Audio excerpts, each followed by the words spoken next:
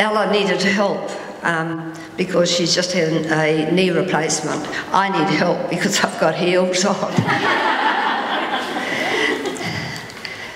I've just turned 83. What worked for me is not going to work for you. So I'm limiting myself to the lessons I've learnt, and there's a strong feminist view coming through tonight. What I've learnt applies equally, mostly to men as to women. And I start with attitude. It helps if you have no preconceived ideas of what's normal. You do extraordinary things without being overawed. In my case, I had no father and no other role model. In my first job, I was in a situation without precedent in the family, but with the opportunity of doing what I enjoyed and was good at. Because I didn't know that was unusual, my progress was limited only by my ability. I don't know what happened along the way, but I was pretty good then, and I achieved a lot. The message is to be careful not to be constrained by accepted norms and to give things a go. And whatever you do, there are important considerations. One of the most important assets is your reputation. Once it's lost, it's hard to regain, and your career in life is likely to be decades. Always have the courage to act in good faith and with integrity. Mistakes are bound to be made, but readily remedied as long as you have the courage to admit them.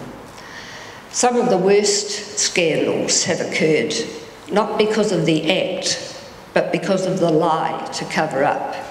Think Profumo, Nixon, Clinton. It's sensible to take the view that in the end, you're on your own. So financial independence should be an early objective. I'm in my 65th year of full-time work. I have never had to rely on anyone for financial support and would hate to do so.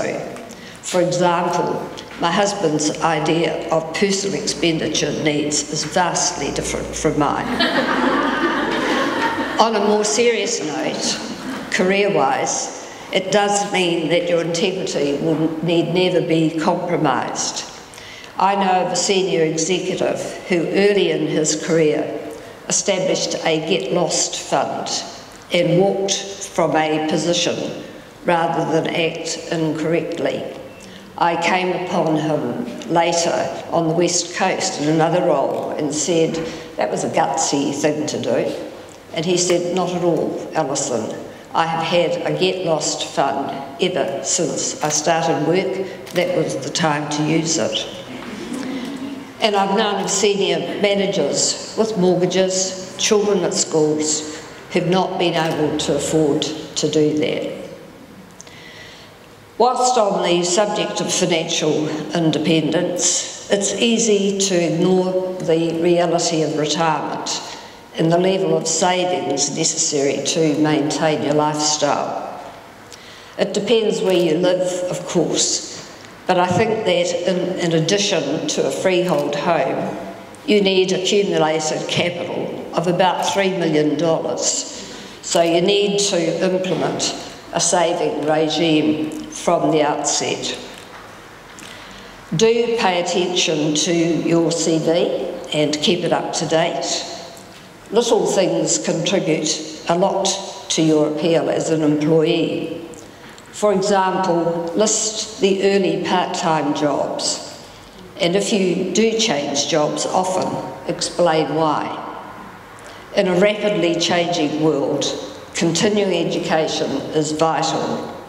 Keep adding to your skill set or qualifications and pay attention to the emerging issues for business, such as sustainability and environmental concerns, because therein lies future career options.